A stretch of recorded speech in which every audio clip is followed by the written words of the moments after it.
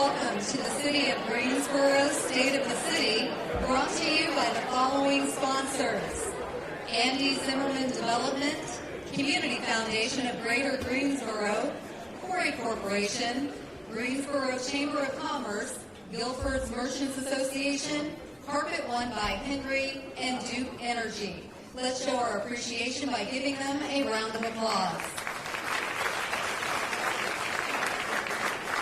Please direct your attention to the screen.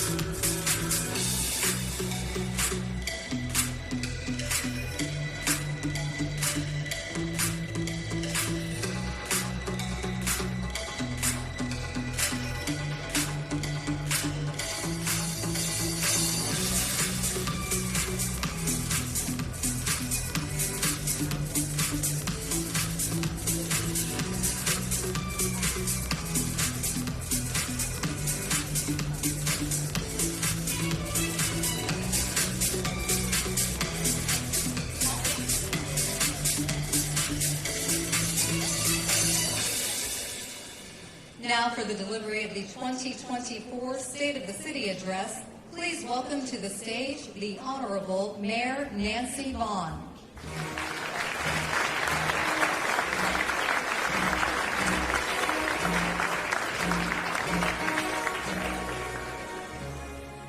Hello, and welcome to Piedmont Hall. I am so thrilled that we are able to gather in this amazing venue. It is one of the several fantastic facilities owned by the City of Greensboro. I want to encourage you to use this space for your special events. It means a great deal to me that you would take time out of your busy day to join us for the 2024 State of the City. We also appreciate those of you who are watching live stream on our YouTube channel, City of Greensboro, NC. While I may be standing here under these bright lights, I gladly share this stage with those who help me represent this great city. Please join me in recognizing my fellow City Council members. If they would please stand. Mayor Pro Tem Yvonne Johnson, Mary Kay Aguzwe, Sharon Hightower, Nancy Hoffman, Hugh Holston, Zach Matheny, Sandy Byrne, and Dr. Goldie Wells.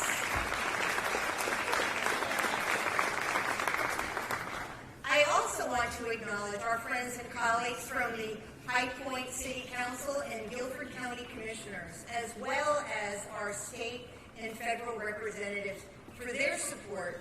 Let's give them a round of applause. Thank you. It is very exciting to be back again to host another State of the City.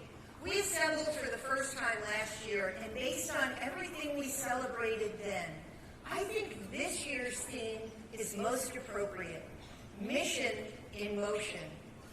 As the mayor of this great community, I am proud to say we are realizing our mission for Greensboro.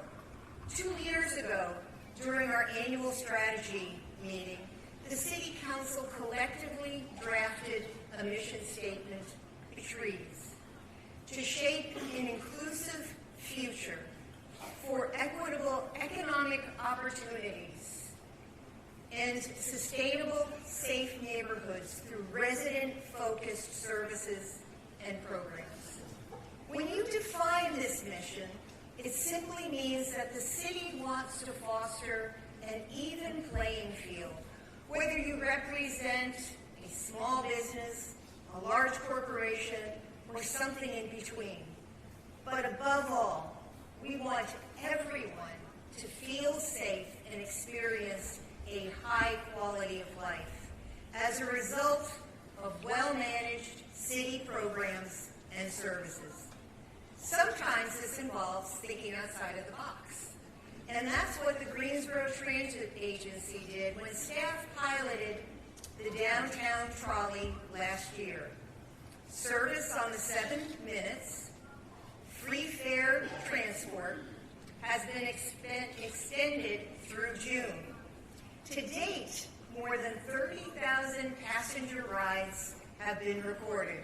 I'm curious, by a show of hands, how many of you have hopped on the trolley? All right, so there's some room for growth. It's a lot of fun, especially with the summer coming up. Please don't miss it. Greensboro is the first metro city in the state to be named a family-forward North Carolina certified employer. The North Carolina Early Childhood Foundation certifies employers that offer policies and practices in support of the health and well-being of working families and children. The city of Greensboro earned this designation back in October. In addition to thinking outside of the box, there are times when you have to be willing to take the bull by the horns. All right? Never in a million years would I have imagined that there would be a bull named Mayor Greensville. Greensboro is now the proud home of the Carolina Cowboys professional bull riding team. It is really exciting. On a more serious note, we made great strides in public safety, hiring more officers at a time when departments across the country are having a difficult time recruiting. In 2023, the Greensboro Police Department had 30 Police Academy graduates join their force. Another 23 officers were just sworn in on March 12th. And I'm thrilled to announce that there are 35 recruits that are qualified for our next Police Academy starting in September. Last year, Guilford Metro 911 answered more than 550,000 emergency and non-emergency calls, with a 99.8% of those calls answered in 10 seconds. That is huge. 550,000 calls. And not to be outdone, the Greensboro Fire Department saved 98% of the properties that they responded to for fire-related calls in 2023. This amounted to $481 million in property value that was saved.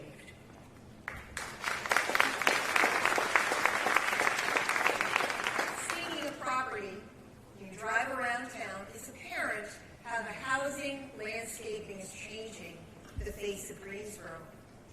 More than 5,000 potential housing units were approved in 2023 through the rezoning and annexation process.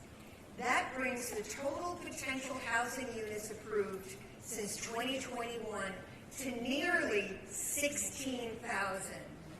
I am excited to share the results of our legislative reports card. The city garnered $11 million in state funding, thank you to our state legislatures, to address environmental and remediation concerns in Bingham Park and several downtown sites. This is critical since Bingham Park served as a disposal site for incinerated waste until 1956, then being converted into parkland. GP $96,000 in grant money from the U.S. Department of Transportation to continue its railroad safety patrol. This supports overtime pay for officers trying to reduce the numbers of injuries and train fatalities. Last but not least, the Department of Agriculture awarded the city $825,000 to conduct a 5-year tree canopy study. The goal is to restore much-needed trees in our disadvantaged communities. We appreciate our representatives on the state and federal level for championing these causes. So please, let's give them a round of applause.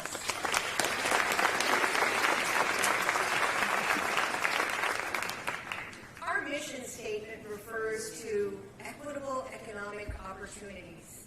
As I'm about to point out, we have had a number of major announcements in 2023 with respect to new and existing industries. I would be remiss if I neglected to mention the key role the Greensboro Chamber plays in securing these commitments. Here are a few notable examples. ProKidney announced it will open its first bio-manufacturing facility in Greensboro. This $458 million investment will create 330 jobs with an average salary of $75,000. ProKidney is developing a treatment that uses a patient's own cells to restore lost kidney function.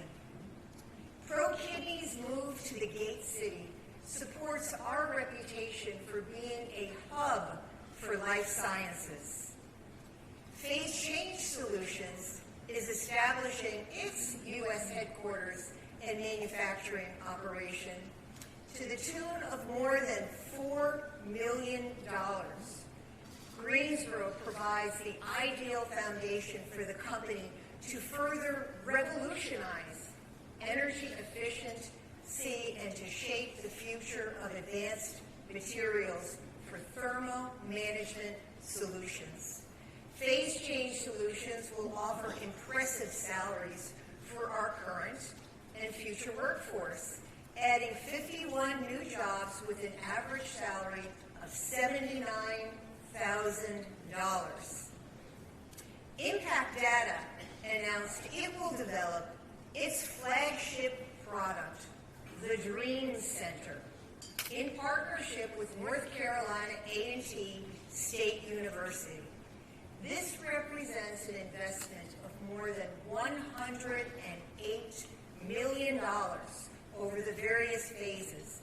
This project is minority-owned, which specializes in digital infrastructure. It will build a 115,000 square foot facility at Gateway Research Park. This will generate nearly 30 new jobs with an average salary of $61,000. These impressive industries speak to our versatile workforce in the areas of biomedical, sustainability, and technology. The final three industries represent aviation and the continued growth taking flight at Piedmont Triad International Airport.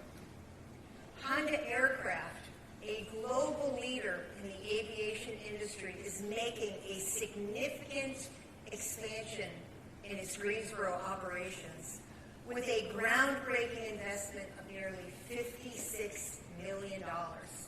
Honda Aircraft is set to create 280 high-skilled jobs. With this investment, this company will produce a new light jet. With a line of fast, comfortable, and fuel-efficient aircraft, Honda is expanding the benefits of private aviation to a wider audience. We take pride in the high-salary jobs coming online and the exceptional products that Honda Aircraft manufactures right here in Greensboro. TAT Piedmont is expanding its facility near PTI and creating 85 new jobs. This is an investment of nearly $14 million. We are able to attract a variety of companies due to our skilled workforce and vibrant business climate. Being selected by TAT Piedmont is a real game changer. There were several other cities on their list, but they chose to be in Greensboro. Last, and certainly not least, this impressive list of economic development achievements is Marshall, USA, and its $50 million investment. This subsidiary of the United Kingdom's largest privately owned aerospace and defense company has announced plans to establish a new aircraft maintenance and engineering facility at the Piedmont Triad International Airport megasite. The company will add 240 jobs to our economy. The new facility will feature state-of-the-art technology and equipment for aircraft maintenance, repair, and overhaul. As a result of these aircraft giants, Greensboro is proud to be coined the aerospace capital of North Carolina.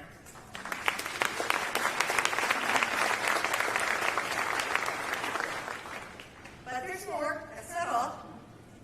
If you think this economic development list is most impressive, I have one more to add, which came as a surprise to the City Council.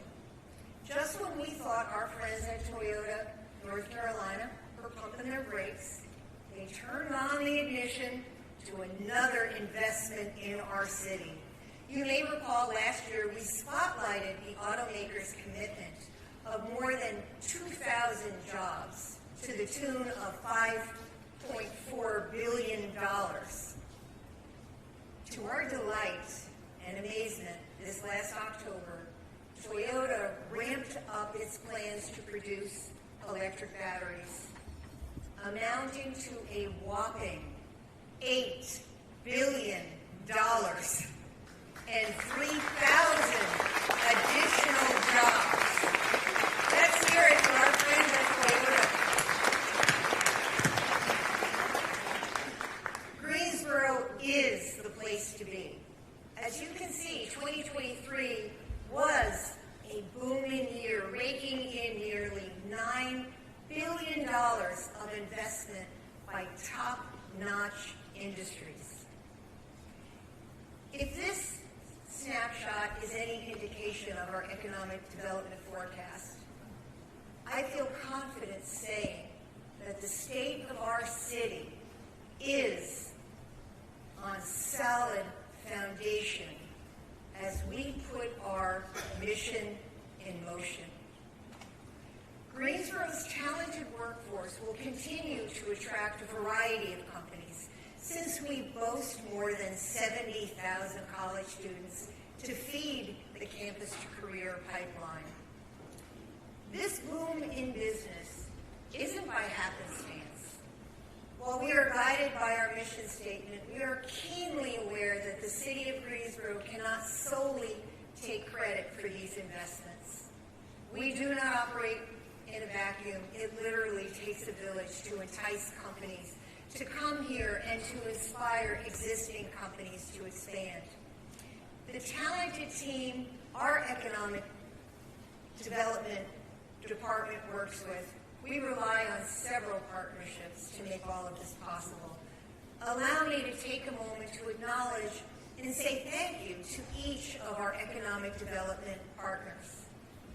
Campus Greensboro, Downtown Greensboro, East Greensboro Now, Forge Greensboro, the Chamber of Commerce, Greensboro High Point, you can make it here, Guilford County, Guilford Technical Community College, Guilford Works, Launch Greensboro, Piedmont Business Capital, and Triad Local First. Let's give them all a big round of applause.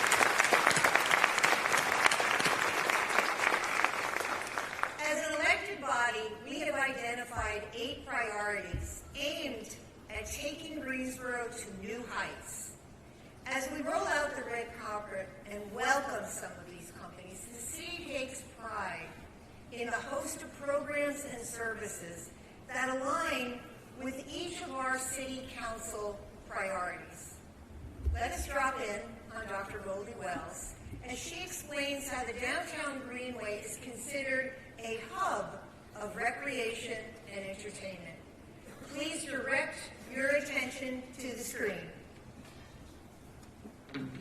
The City Council is committed to supporting equitable investments, such as the downtown Greenway, which touches all walks in different ways. We have anxiously been waiting to complete the downtown Greenway. I'm pleased to report construction is underway on the final mile of this one-of-a-kind 4-mile trail. The western branch connection, winding from Smith Street to Spring Garden Street, will be open next summer. The walking and biking trail connects at least a dozen neighborhoods, including Old Ashboro, Southside, Douglas Park, and the Dunleaf neighborhood in District 2. There are more than $600 million in planned and completed projects along the downtown Greenway. This urban loop enhances quality of life with a variety of fitness classes and an emphasis on public art, cementing Greensboro's reputation as a creative city. With connections to the existing and planned trails in the city and the county, this loop, as the center of the entire system, connects us from all parts of the community and beyond. With community walks, runs, biking, and other events, it's easy to see why the downtown Greenway is a very popular hub of recreation and entertainment.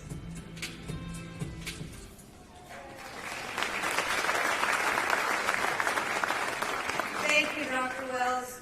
Whether you visit during the day or come to town after 5, the diverse offerings our downtown attracts thousands to the center city. According to Downtown Greensboro Incorporated, it's a popular place to work, with downtown boasting 1,300 businesses and employing more than 20,000 jobs. Now we're seeing a trend of vacant spaces being revitalized. Councilmember Zach Matheny joins us now with an update on how the city is breathing new life into an old downtown landmark. Thank you, Mayor Vaughan. District 3 is proud to set the backdrop for the historic downtown Railroad Depot, located right here at 400 South Elm Street. The North Carolina Railroad Company, or we call it NCRR, is moving full steam ahead on renovating the 1899 depot back to its former glory. The 124-year-old landmark, built by the Southern Railway, is listed on the National Register of Historic Places.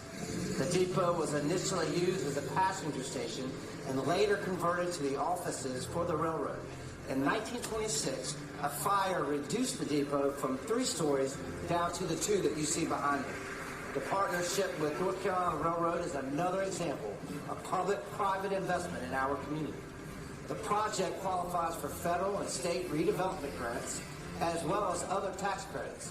Of course, other support will come from historic associations and investment by local businesses and philanthropists. We envision, along with NC Rail, a commercial mixed-use plan that incorporates original elements, restores the 3rd level, and finds creative uses for the outdoor spaces, which could include parking, as well as a train viewing station that we are excited about. Thanks to its desirable location, this project has the potential to generate additional investments and improve connectivity between downtown and the South End, supporting our priority for a most connected city. I encourage you to follow the progress of this exciting restoration endeavor by visiting the website 1899depot.com.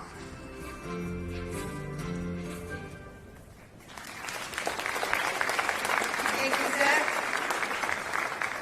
Equitable investment on the effort since the start of the first phase of the Randleman Road corridor. This project enhanced transportation and encouraged additional investment. Councilmember Sharon Hightower gives us an overview of the other examples of the city's investments in East Greensboro. This is an exciting time for the many projects currently happening in East Greensboro. I'm honored to be the staunch advocate for the equitable investments and progress taking shape throughout District 1. One example is the newly installed sidewalks along Alamance Church Road.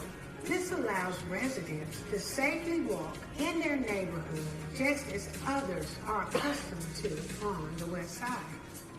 Last year, the city acquired Christ United Methodist Church on Glenwood Avenue to establish new offices for the Housing and Neighborhood Development Department.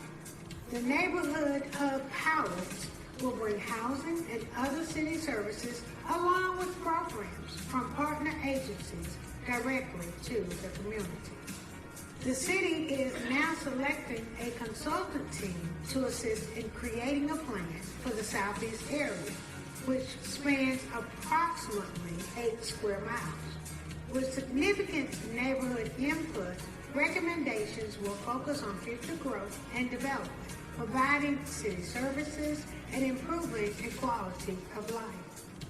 The southeast area includes a variety of strong neighborhoods and may see a surge in investment due to Toyota's presence. I'm pleased to also announce a completed proposal for Phase 2 of the Randleman Road Corridor Plan. It will be implemented to City Council in the fall. This phase covers from I-40 South to the city limits.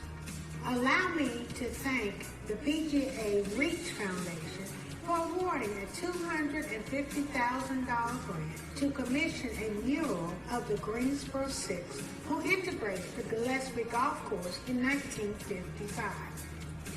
The city is also investing $2 million of ARP funding to revitalize our oldest golf property with prominent ties to the civil rights movement.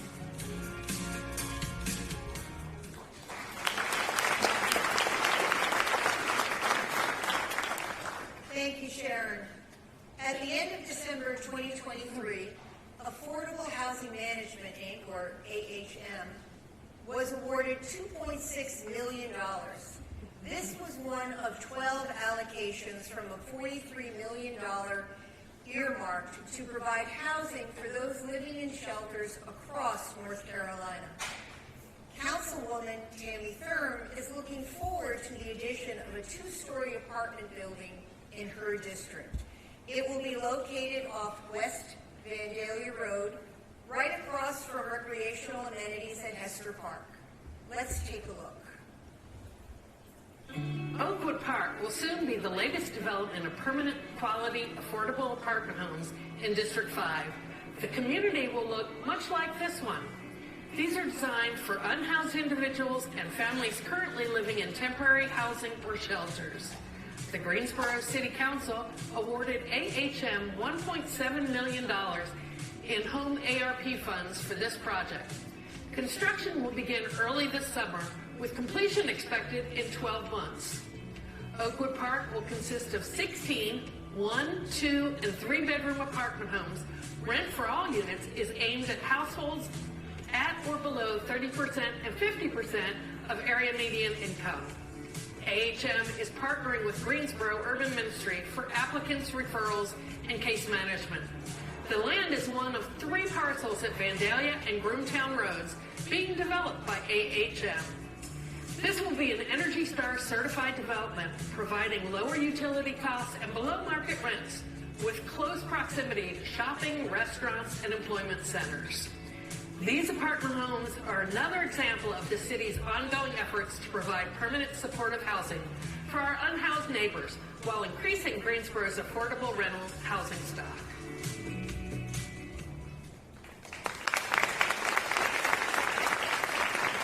Thank you, Tammy. In an effort to increase assistance for unhoused, and through the Home Partnership Plan, the Department of Housing and Urban Development recently allocated nearly $7 million of ARP funds for supportive services for tenant-based rental assistance and the development of affordable rental housing. In the same vein, Greensboro is no different than many cities across the country, grappling with the lack of sufficient, safe, and affordable housing for our working families. Councilmember Hugh Holston unlocks the door to an initiative supported by the City Council to increase realistic options for current and future homeowners. The Housing and Neighborhood Development Department is working to establish what is known as a Community Land Trust, or CLT for short. The concept develops affordable housing on parcels of land targeted for redevelopment or reinvestment. A CLT is a nonprofit organization governed by local residents and public representatives. The CLT preserves affordability by holding titles to the land that houses are built on, making homes more affordable and ensuring low-income families can benefit from ownership. As you drive through some neighborhoods, you probably notice properties that are vacant, abandoned, or tax delinquent. Often the amount owed on the taxes, liens, and property repairs is more than the properties are worth. By working with the city and county, these properties can be acquired to provide housing development opportunities. The CLT holds and manages land to benefit the community by ensuring owner-occupied homes remain affordable. We strongly believe a community land trust creates a permanent, affordable housing option for our community. Greensboro should be proud to pave the way for an answer to innovative, affordable housing.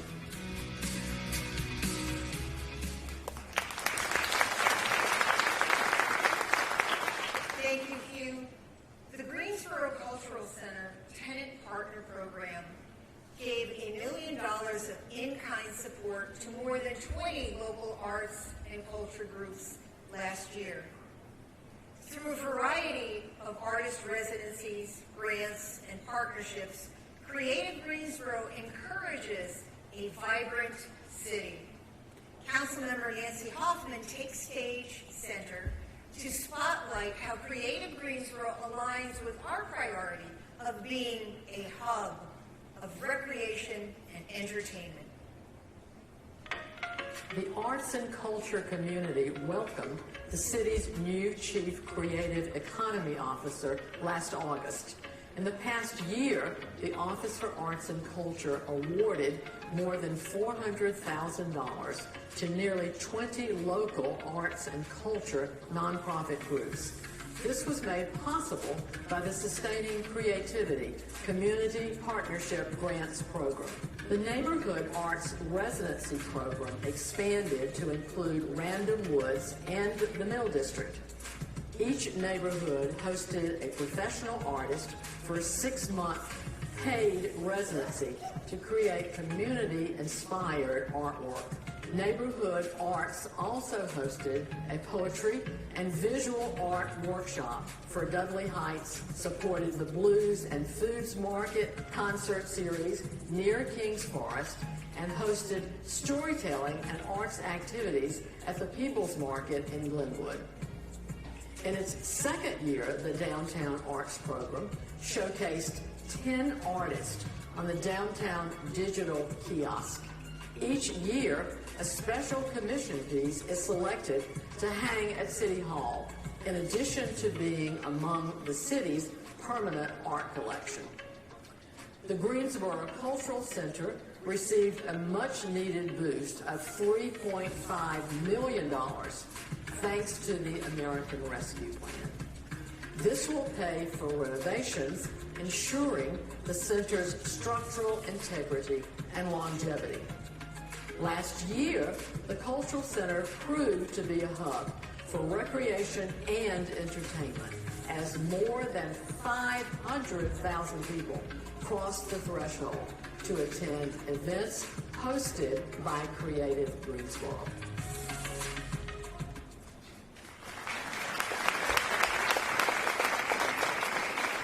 Thank you, Nancy.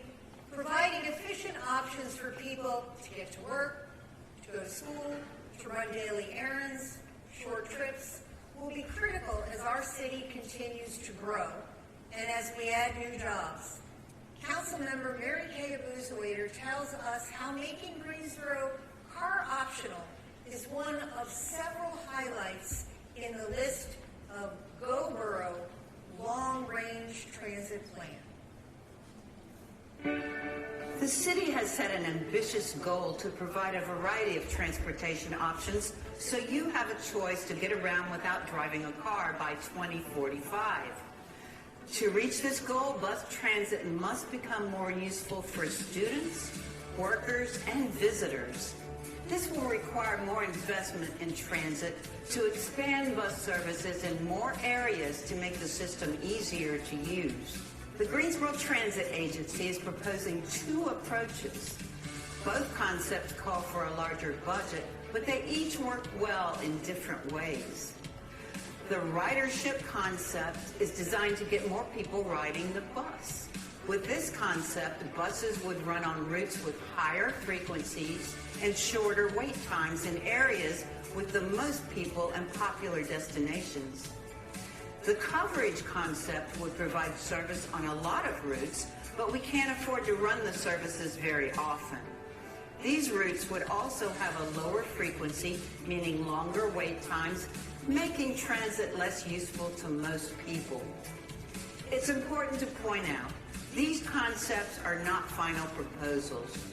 So far, Go Borough ambassadors have met with hundreds of residents at community pop-ups and other events. More than 1,800 people have already taken the online survey to share opinions about the best ways to expand bus service around the Gate City.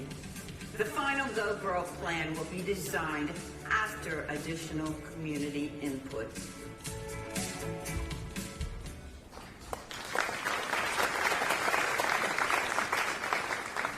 Thank you, Mary Kay. Another example of being a most connected city will meet the needs of East Greensboro community. Thanks to the advocacy of Congresswoman Kathy Manning, Greensboro Public Libraries, along with the Parks and Recreation Department, have set out to create a centralized communication hub. The ever-growing and changing population of the East Side will need these services. As Mayor Pro Tem Yvonne Johnson shows us, this project delivers services in a way that has never been done before. The city was awarded $4.3 million grant from the Outdoor Recreation Legacy Program. This supports several much-needed improvements to Oakwood Park. This is critical for the $75 million Windsor-Chavis NoCo Community Complex. The community approved design will integrate the existing Windsor Recreation Center, Vance Chavis Library, and NoCo Park. In collaboration with Guilford County, the 65,000 square foot building will incorporate services including public health, social services, and cooperative extensions. This grant supplemented by the $50 million bond passed by voters in 2022, plus $8 million in federal pandemic relief and $15 million from our colleagues at Guilford County goes a long way to making this blueprint a reality. The community complex will offer library lending, kiosks, transitional collections, and book vending. Amenities include indoor aquatics, a teaching kitchen, walking, track, fitness programs, and dedicated space for all ages. And for me, this great facility will be a crown jewel as people enter into our city of Greensboro.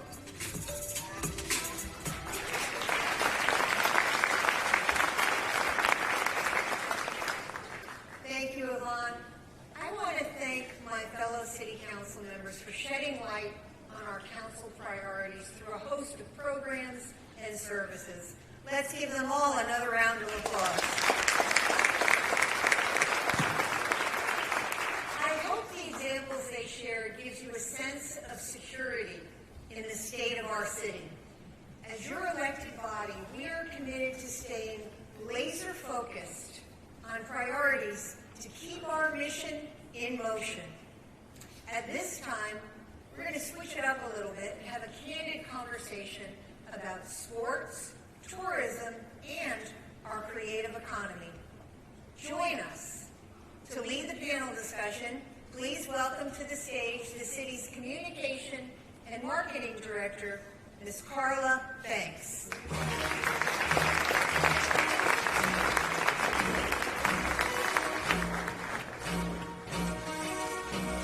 Thank you, Mayor Vaughan.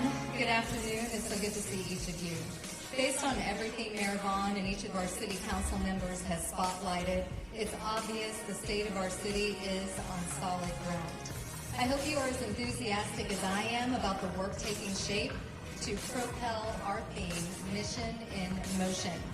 Each of our panelists is a key player in building on this theme through their work.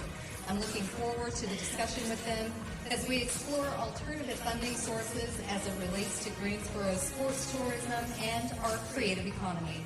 Please join me in giving a warm Gate City welcome to our panelists. Welcome to the stage, Doug Higgons, Senior Vice President of the Oakwood Group.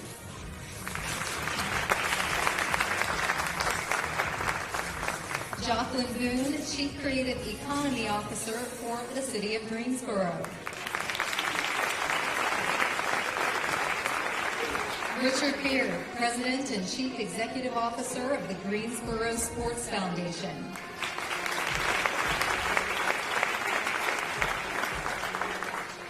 And joining us once again, the Honorable Mayor Nancy Vaughan.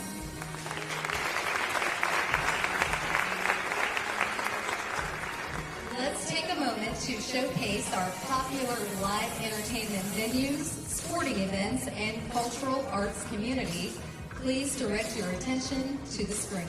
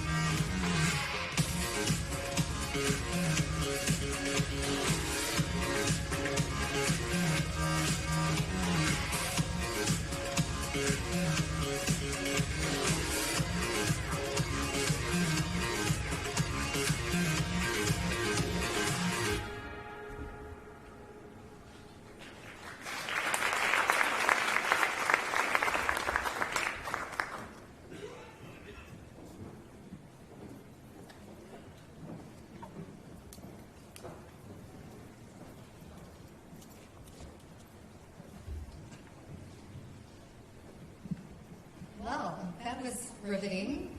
Thank you to our production team. I hope the lights didn't blind you too much. As we established earlier in the program, based on what City Council and Mayor Vaughan shared, there are two goals and the priorities that Greensboro is striving for, which is one, to be a hub for recreation and entertainment, and the other, to be the youth sports capital.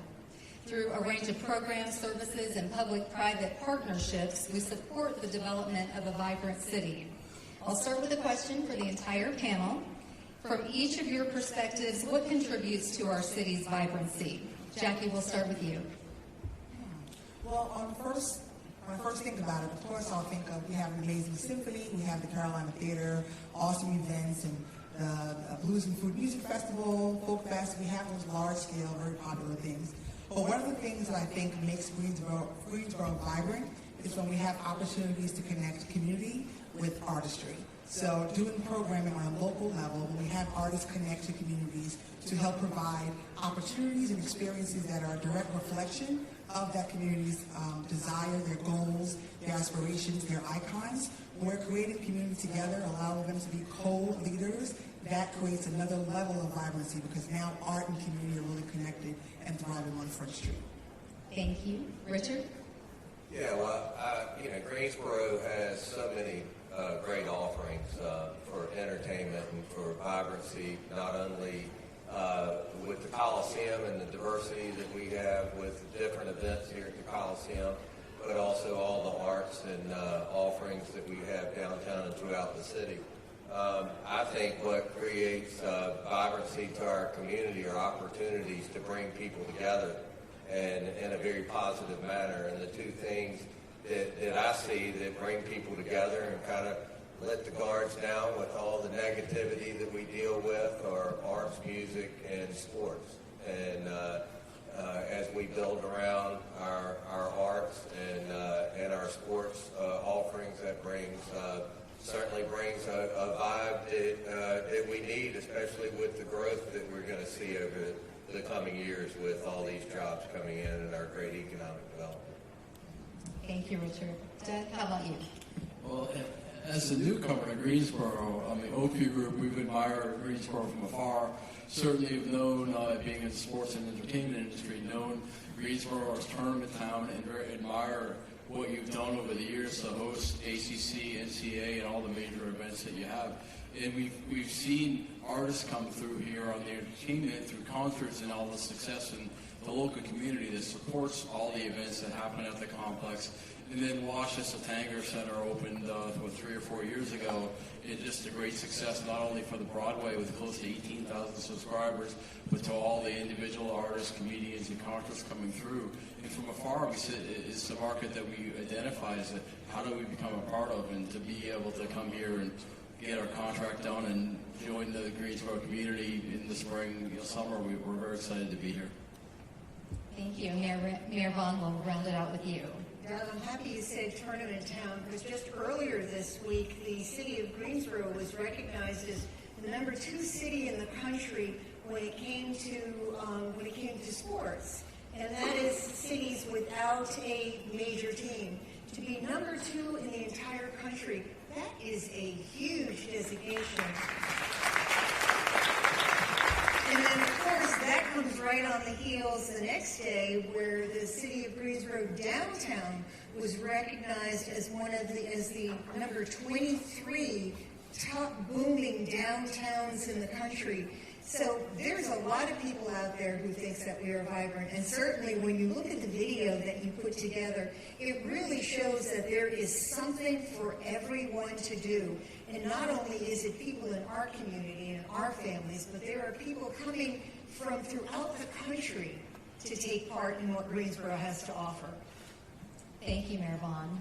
Now, one could argue another aspect of vibrancy is community connectedness, and Jackie, you kind of alluded to that. And we want to also focus on building healthy communities based on quality of life.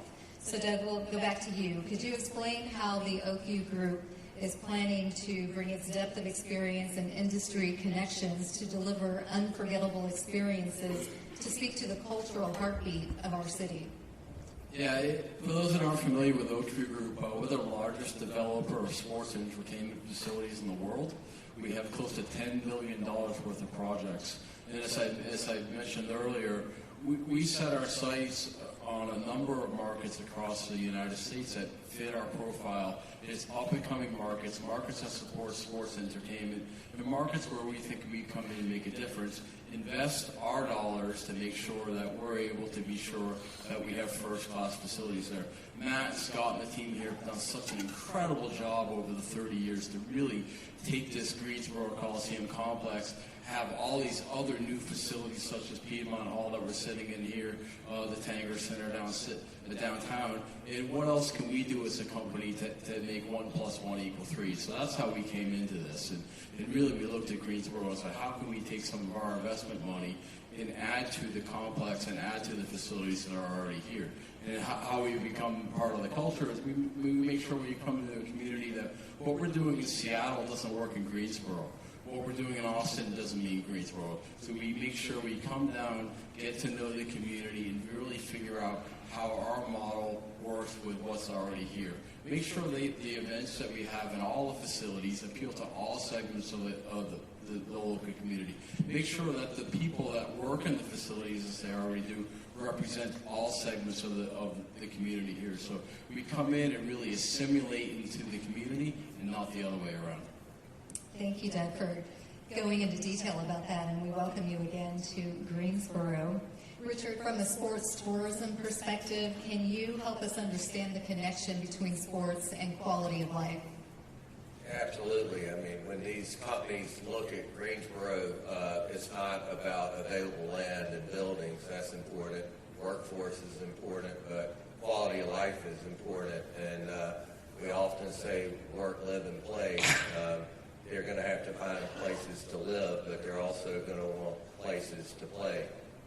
Greensboro has an incredible parks and recreation system with our trails around the lakes and Barber Park and Spencer Love Tennis and Bryant Park Soccer Complex and once again the Coliseum Complex. There are a lot of offerings not only for entertainment but to get out and play and to use these facilities. But it's also important that we keep enhancing these facilities and keep them up to a quality that I think all of our citizens would expect. And that's something that Greensboro's worked hard on and will continue to work towards making sure that that continues. Thank you. And Jackie, from the arts and culture perspective, kind of give us that connectivity with quality of life and the impact arts has. So wonderful. We just recently participated in partnership with the Arts Council of Greater Greensboro and the High Point Arts Council in an arts and economic prosperity study led by the Americans for the Arts. The Arts Council was the lead on that project, getting the results for Guilford County. But specifically in Greensboro, the study showed that people are really connected to their civic organizations, their cultural experiences. They want them here, long-lasting, for generations to come.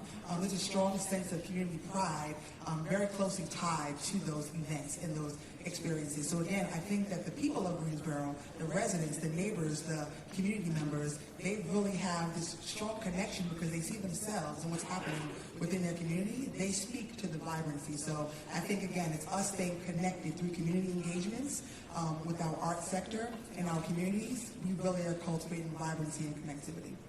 Well, I am excited because Greensboro does have, as Mayor Vaughan said, something for everyone. And certainly arts and culture has grown since your position was created, and you're bringing so much more to the community.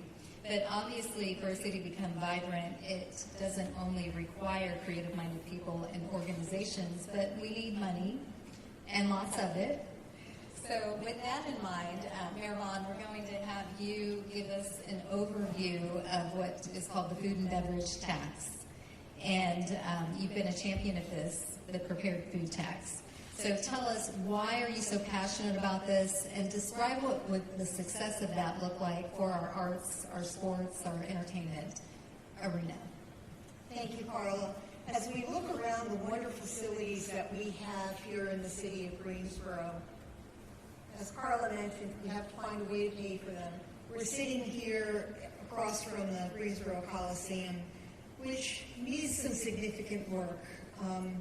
It's about 30 years into its roof and its facade, and Greensboro Coliseum, they do a great job at booking concerts and events, and people love to come here because we have a great community, and I know that when a performer comes here, they really feel appreciated. But as we see communities around us, especially if you look at something in Charlotte or Raleigh, and the amount of money that they are putting into their their coliseums, their convention centers, their soccer stadiums. They're looking at swimming natatoriums. They are paying for all of those things with the prepared food tax. And what that is a 1% tax on food and beverages. So for a $10 bill, it would add a dime to the bill. But they are getting tens of millions of dollars every year, which enables them to invest in their buildings. Not only invest what they currently have, but to create new ones. You know, everybody is looking at our success of the Aquatic Center. They're looking at our success of the Tanger Center, and they want a piece of that. And the fact is, they're getting a piece of that with tourism dollars. Earlier this year, the North Carolina Department of Revenue released their findings of where tourism dollars were being spent the most. And out of the 100 counties in North Carolina, Guilford County came in number 5. Keep in mind, we're not at the coast, and we're not at the mountains, so people aren't necessarily coming here to vacation. They're coming here for a reason. And part of that reason is Bryant Park and the thousands of people who come out for soccer games. They're coming here because of the Aquatic Center. To be number 5 on that list is pretty important. Charlotte and Raleigh, they are ahead of us. They are ahead of us with prepared food tax money. So not only do we compete with other states across the country, we are competing with our neighbors. And what I am asking for is, I think that we are entitled to a level playing field. You know, we've had some tax increases over the years. We cannot support this industry on the backs of the taxpayers. We should have the people who are coming to Greensboro to use these facilities to have some skin in the game. And that is exactly what our competitors are doing. So I do believe that the prepared food tax really will not only solidify us where we are, but take us to the next level. Because if we don't have additional revenue streams, what will happen is we'll start losing ground. And that is something that we don't want to have happen. Thank you, Mayor Vaughan. And you had that on the screen there if you wanted to refer to that. Yeah, so you can see what would happen if you went out and got a Dunkin' Donuts coffee. It would add about 2 cents. But, you know, those 2 cents, they add up. We estimate that if Guilford County were to do it, if it was countywide, I'm not committing my commissioners or High Point to anything at this point, but let's just say it went countywide. We are thinking that it would bring in a minimum of $20 million into this community. And that $20 million really allows us to leverage that investment, to build more facilities, to take better care of these facilities. And it's not only for the tourists. I have 2 grandchildren who are playing soccer right now, and basketball, and baseball, and they're using all these facilities. And it would be great to have grade A facilities for them to enjoy. Thank you, Mayor Vaughan. And Doug, you listed your impressive portfolio of all the other type venues that you manage through OVG. Could you share examples of how some of those venues have benefited from similar type revenue streams? Yeah, actually a great one. Down the road in Cumberland County, North Carolina, Fayetteville, we manage the facilities there. They used prepared meal tax back in the late 90s to open their 10,000-seat Coliseum. So during that time, the annual tax there is about $9 million a year that it brings in, and it supported debt service on that facility as well as any operating losses and then capital moving forward. They're about to retire the bonds on the Coliseum, so instead of, and the tax is supposed to sunset, and the community decided instead of sunsetting the taxes, they kept it in place, and they're actually building a brand new performing arts center. So there's a market's about half the size is here, but really a good example of how they've used that money to keep up their public assembly and their sports and entertainment facilities, over what going on close to what will be 25 years.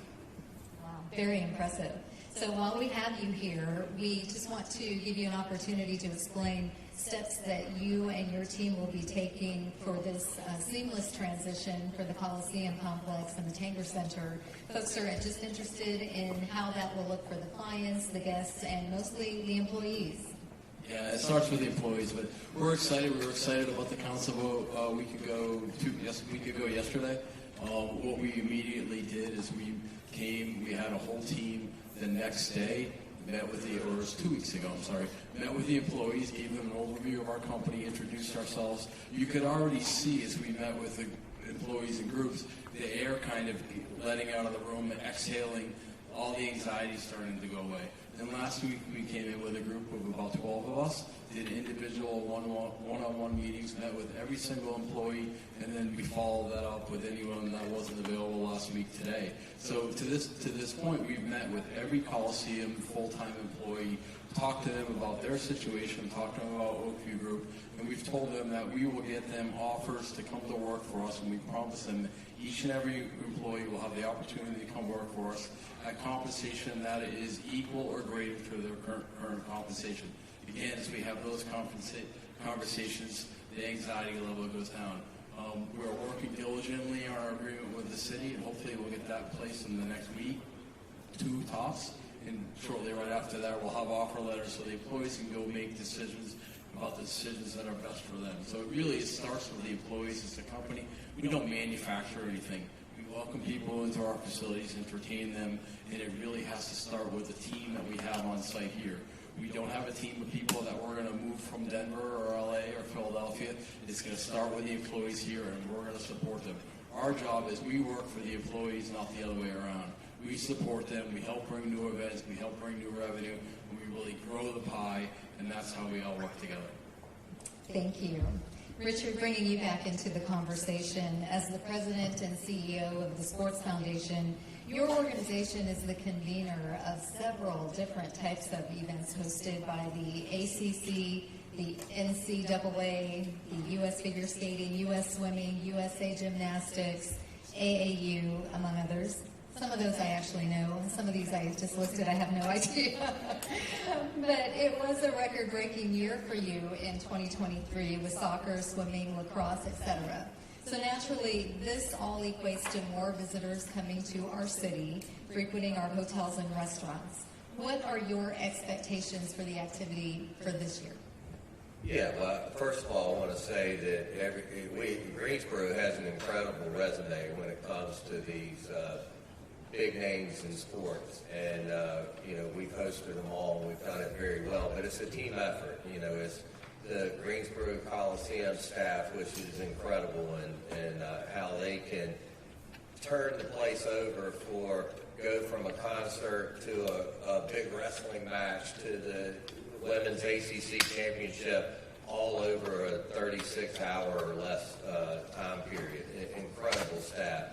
But also our Convention and Visitors Bureau, who has 2 active people, 2 or 3 that are actively seeking sports opportunities for the community. And then our community volunteers, hundreds of community volunteers that really make Greensboro unique.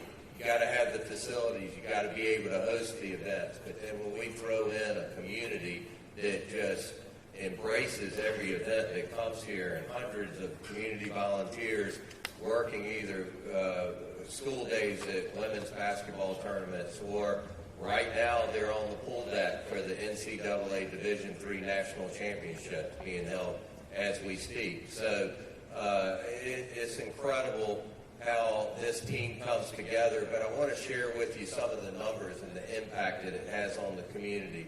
We all know what happened when COVID hit. It shut everything down. If you remember, like I do, March 12th at 12:05 was when the ACC men's tournament came to a screeching halt in 2020. And all this went away for a period of time. But when things started opening up to have outdoor sports events, soccer took off like crazy in Greensboro. When the indoor sports could come back, our aquatic center took off like crazy. And over a time period of 3 years, let's think back to August 2020 through August of 2023, this past year, which was a record year, Greensboro held, and this comes from our Convention and Visitors Bureau, we had, this is youth and amateur sports events, 372 events that created 990,000 hotel room nights and an economic impact of $658 million. This is coming out of COVID. This was a huge shot in the arm for our hospitality industry in this county and region, because some of these events spread outside of Guilford County because of the numbers that we have. Just briefly, 2023, we had, just last year, we had 117 events that created 227,000 hotel room nights and an economic impact of $199 million.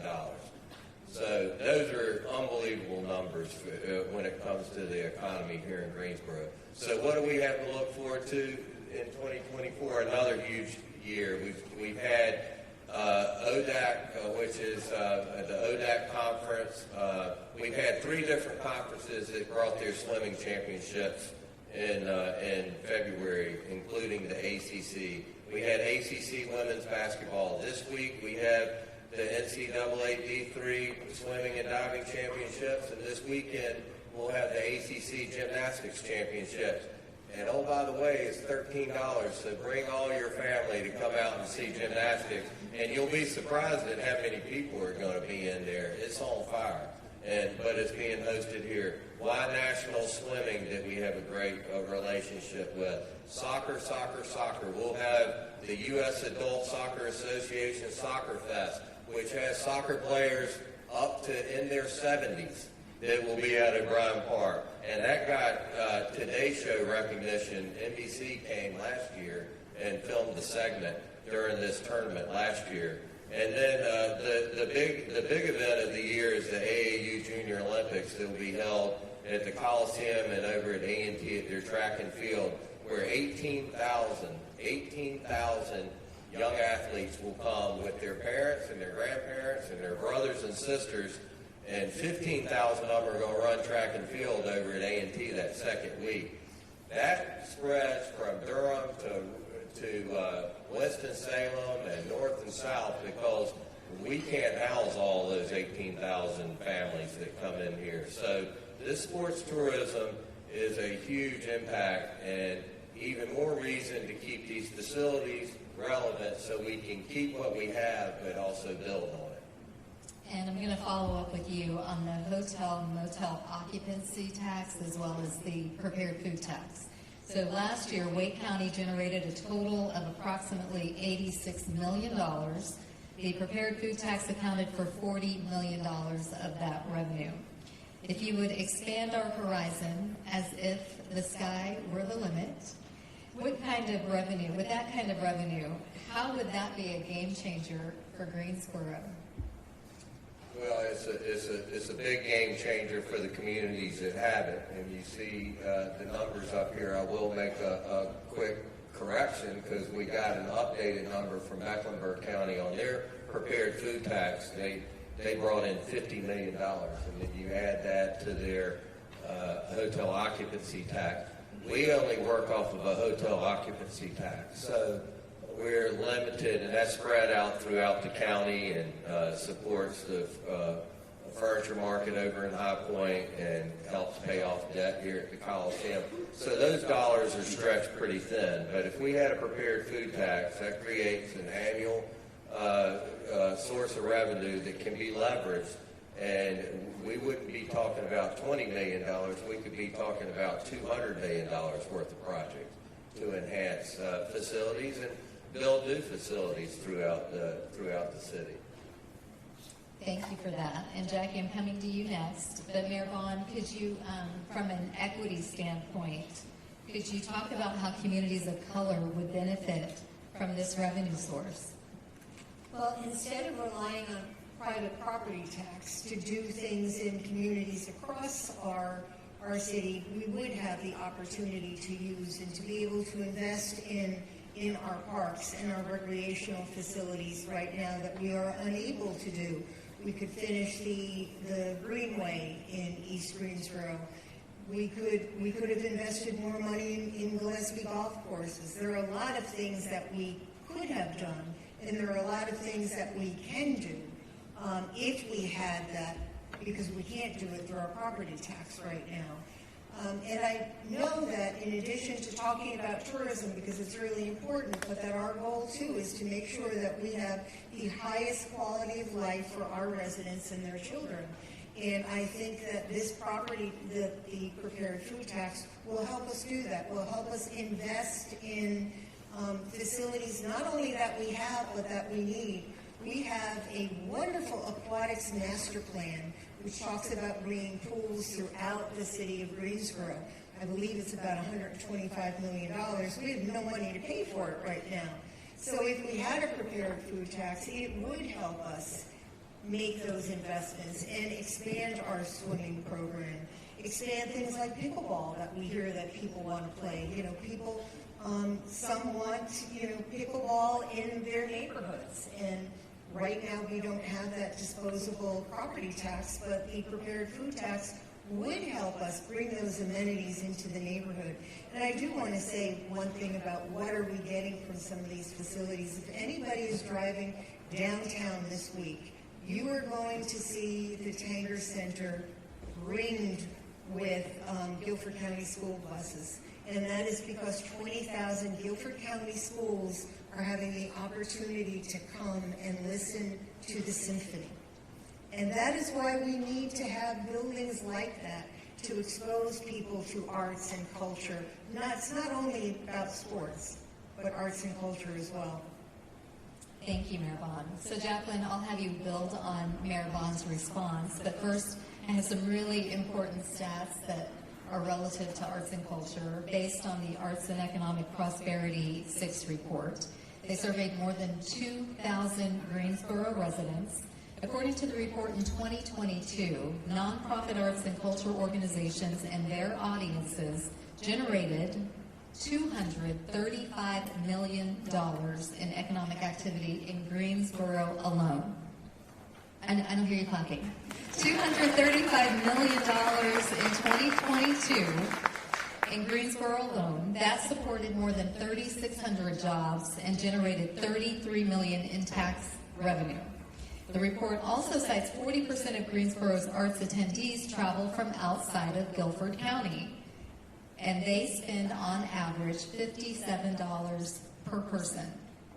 When surveyed, 85% of those folks from out of town said it was because of our venues and our facilities and just the overall experience that they're coming here and willing to spend that money.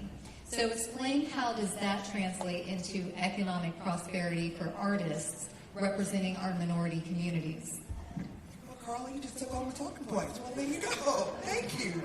No, but that number is significant. $235 million, which actually represents half of that is what nonprofit organizations in the city spend, and the other half is what their audiences spend. So the exciting thing about that number is that for the first time in 30 years of doing this survey, there was a really an intentional outreach to survey BIPOC-led organizations, smaller organizations led by people of color, minorities, and in that, what you found is that their audiences spent just as much, if not more, than the average for the entirety of Greensboro and Guilford County. That's significant because these organizations, these small grassroots organizations that may have an organizational budget of maybe $50,000 to $200,000, they historically have not been funded, and they also have not been represented in this study. So now what it does is arm them to go to their funders or to go to the sponsors and say, we are a major player, please support us. So A, what the funding would do to those communities of color, to those organizations, it really would give them a boost because it helps sustain them during, of course, an extremely trying time, but also what it also shows, you mentioned with that number, $57 for non-Greensboro residents, they pay more than what the locals pay that shows people want to come here and they're specifically coming for our events and our offerings. If we had that type of tax, of course, I'm going to say it could go to small nonprofits and organizations, but also to our cultural center, which is a significant value asset to the community. I hear every day that we need more space for studios, just for rehearsal space, for performance space, and for production as well. People want to practice, rehearse, and create art in studio spaces. We can have live, work, residency spaces for artists. I mean, you name it. There's so many things that we could do to really help undergird the sector. So I'm excited about those possibilities, and I really look forward to seeing what happens with that. Congratulations for all that activity happening in your arena. I'm going to wrap up the panel discussion with a final question for each of you, and we will go in the following order: Doug, Richard, Jackie, and Mayor Vaughan. One of the strategies identified in the Comprehensive Plan GSO 2040 focuses on sports tourism and the creative economy. How will each of you contribute to promoting Greensboro as a tourist destination and hub for sports, arts, and entertainment? Doug? Yeah, I'll start. We're already doing it. We have a contract in place, and we're out representing Greensboro for major tours and major events. Our industry's changed a lot in the past 15 years, in that a lot of decisions on major tours and major events are getting made in offices in New York, LA, and Nashville, and until this date, Greensboro has not had a person in a room for some of those decisions. So right now, being part of the Oakwood Group network, our team is in there representing Greensboro and all the benefits, all the facilities, and the fact that when events are hosted here, people come out and support them. So we're really excited to see the fruits of what Matt and Scott and the team here at the complex have already created, and then how we can add gas to that fire and work with Richard and his team to bring even more and more larger events to the community. Thank you. Richard? Yeah, I have 4 quick bullets. I want our organization to collaborate with other organizations that are driving our tourism, and how can we all work together to improve. I want to help identify areas of improvement of our various facilities to help develop a strategic plan to execute and to execute. No more talking. It's time to be proactive and aggressive. I want to consider how best to get a return on these investments. You know, how can we bring people to come and enjoy these facilities, spend their money, and leave their dollars behind. And then I want to work towards a consistent revenue source to pay for enhanced tourism opportunities like our competitors have. And the common denominator is clearly this prepared food pack. Jackie? Well, as we can see, the sector is already doing the work, right? So I think it's part of my responsibility to continue to support and elevate the large cultural institution, the small nonprofit, the independent artists, all the creative industries, the creatives, just to continue to promote and highlight the work, and then partner together to elevate the message that we are arts and we do mean business. Mayor Vaughan? Thank you. Well, I have to say, I think it's my honor to be the city's biggest cheerleader. And along with my colleagues on the Greensboro City Council, that we are always trying to move the city forward and to increase our quality of life. But I am motivated to look at different income streams so that we are not putting this on the back of our taxpayers, but having people who use these facilities actually pay for them. Thank you. Well, that is all of our time. We did get a little bit of a late start, so we wanted to give you time to still mix and mingle afterwards. But I've truly enjoyed this eye-opening, informative, and inspiring conversation with each of you, and having the opportunity to shine the spotlight on the future growth of our sports, tourism, and creative economy. I appreciate each of you for not only sharing the stage with me, but for leaving the audience with a snapshot of the possibilities that can be imagined if we are willing to implement alternative funding sources. I look forward to seeing how this develops. So at this time, if you would give our panelists a round of applause. And I'll turn it back over to you, Mayor Vaughan.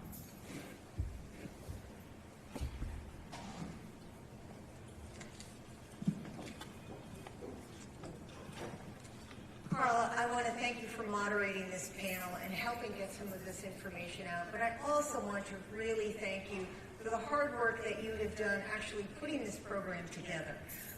You have worked on this for many months,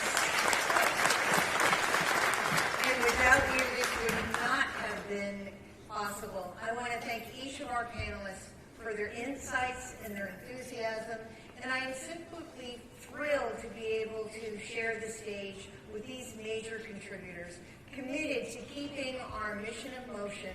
On behalf of the City Council and our entire community, I want to say thank you.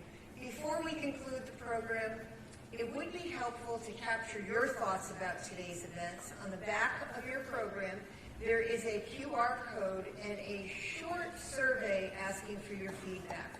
I would truly appreciate it if you take a couple minutes, if you could just do that, and it will help us plan for next year. Also, if you want to watch this event again, or if you want some of your friends to watch the event, please tell them to go to our YouTube channel. And before we conclude the program, I do want to give a big shout out to Henry Scott, the owner of Carpet One by Henry. His company graciously loaned this beautiful rug for today's event, so thank you, Henry.